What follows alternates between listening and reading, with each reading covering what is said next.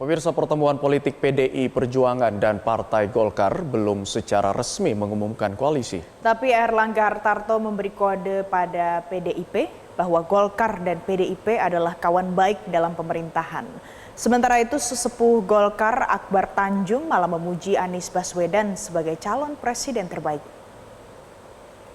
Nonton Blackpink manggung di Tasik. Pulangnya tak lupa beli batik.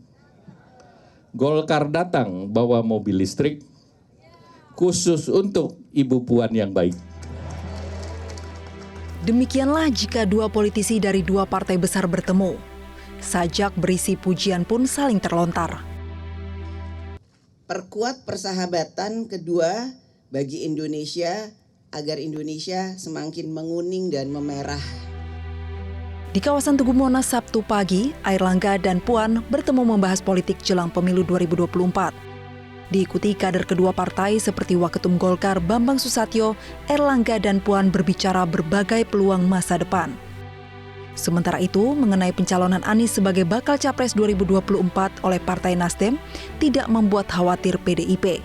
Setiap partai politik itu pasti mempunyai mekanisme dan tata cara bagaimana kemudian memutuskan, memilih, bahkan kemudian mengumumkan satu satu calon atau seseorang yang kemudian ingin dicalonkan atau bacalon dan lain-lain sebagainya. Jadi ini salah satu proses demokrasi, ya monggo-monggo saja. Jika PDIP solid dan berhati-hati dalam menyikapi fenomena politik, tapi dalam tubuh Golkar sering muncul opini yang memicu tanda tanya. Misalnya saja gaya sesepuh Partai Golkar Akbar Tanjung yang memuji Anies Baswedan sebagai bakal capres 2024. Saya juga mendukung beliau memberikan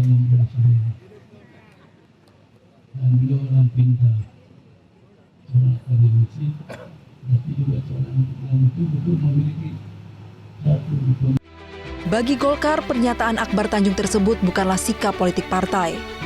Politik ke depan adalah untuk melanjutkan pembangunan, dan untuk melanjutkan pembangunan harus ada dua unsur partai politik terbesar di Indonesia, yaitu PDIP dan Partai Golkar.